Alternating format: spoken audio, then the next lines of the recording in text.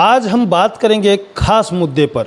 जी हाँ दोस्तों, भारतीय जनता पार्टी प्रदेश मुख्यालय पर है और जहां मैं बता दूं कि ज़ोरों शोरों से कार्यकारिणी में रही जिले पर एक महिला जो कि भारती शेखावत है, एडवोकेट भारती शेखावत जिनका नाम है, जिनके हस्बैंड से हम बात करेंगे।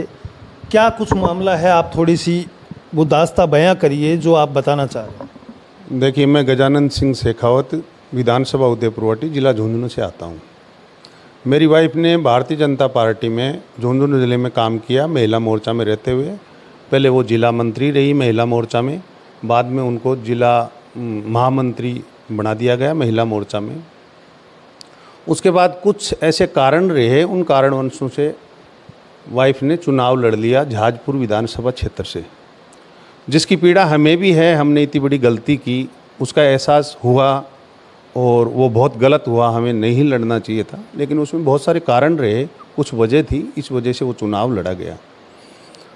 अब मैं काफ़ी समय से प्रयास कर रहा हूँ कि वापस भारतीय जनता पार्टी में आएँ, और आज भी मेरी वाइफ सोशल मीडिया पे भारतीय जनता पार्टी का ही काम करती है और वो कट्टर बीजेपी की है।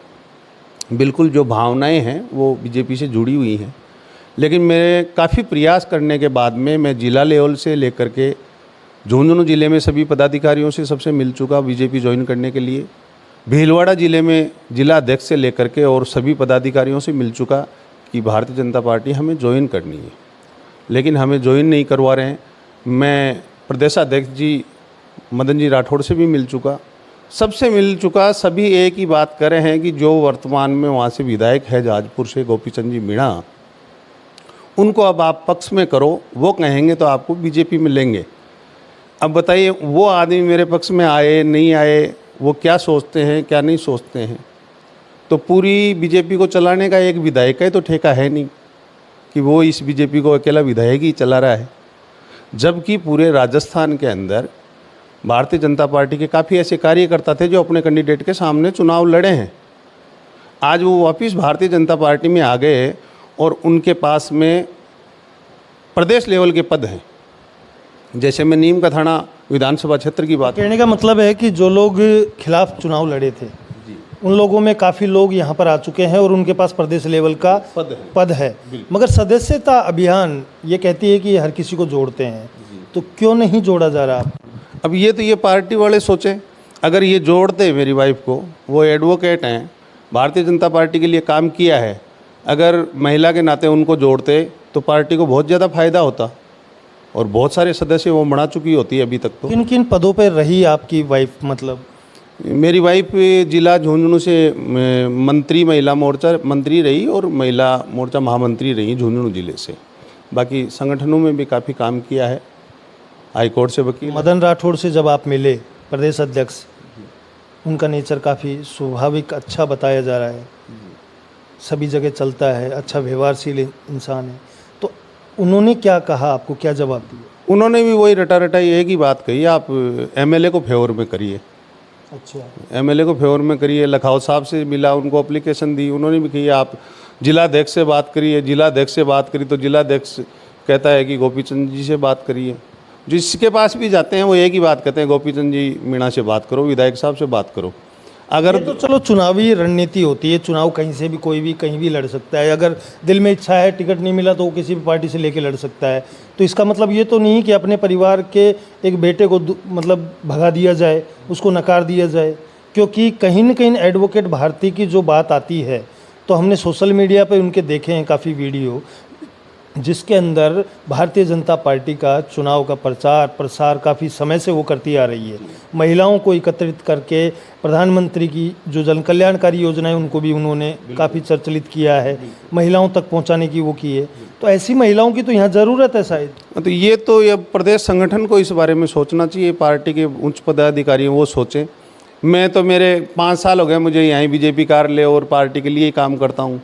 चुनाव लड़ा उसके बाद से भी अभी पार्टी के लिए ही काम कर रहा हूँ, दिन रात उसी में लगे रहते हैं। चाहे कोई भी सभा हो वहाँ पहुँचते हैं, सारा काम करते हैं। बिल्कुल, लेकिन ये प्रदेश लेवल पे इनको सोचना चाहिए, ये क्यों नहीं ले रहे। राजस्थान में सिर्फ और सिर्फ 3 लोगों को अभी तक भारतीय जनता पार्टी में नहीं लिया है।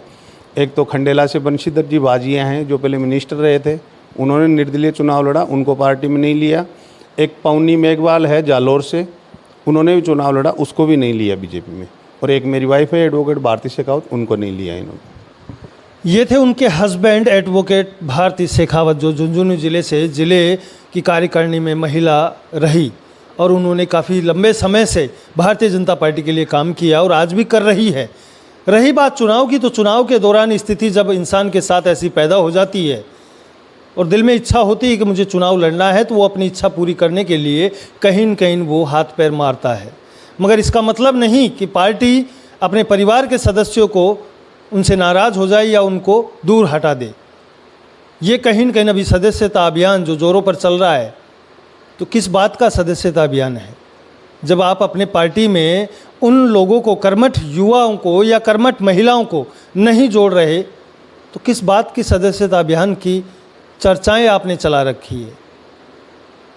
ये लगातार मैं आपको एक सच्चाई से रूबरू करवा रहा हूँ, जो कि भारतीय जनता पार्टी का एक सच है, जहाँ पर मैं नहीं कह रहा ये चीज़, ये उन्हीं के कार्यकर्ता हैं, उन्हीं के बीजेपी के कट्टर कार्यकर्ता जो कहें कि बीजेपी के अलावा दूसरी जगह नहीं जाना चाहते। इनको काफ़ी लंबे समय से मैंने देखा है कि बीजेपी के इर्द गिर्द ये घूमते रहते हैं और बीजेपी के हर कार्य में शामिल होते हैं। ऐसे युवाओं को, ऐसी महिलाओं को पार्टी क्यों नहीं जोड़ पा रही, और उन लोगों को क्यों जोड़ लिया जिन्होंने पार्टी के खिलाफ जाकर चुनाव लड़ा था? आज उनमें से कई अच्छे ओहदे पर भी बैठे हैं, ये मैं खुद भी बता सकता हूँ। मैं लगातार आपको दिखाता रहूँगा द पिंक सिटी न्यूज़ के साथ। देखते रहें सुभाष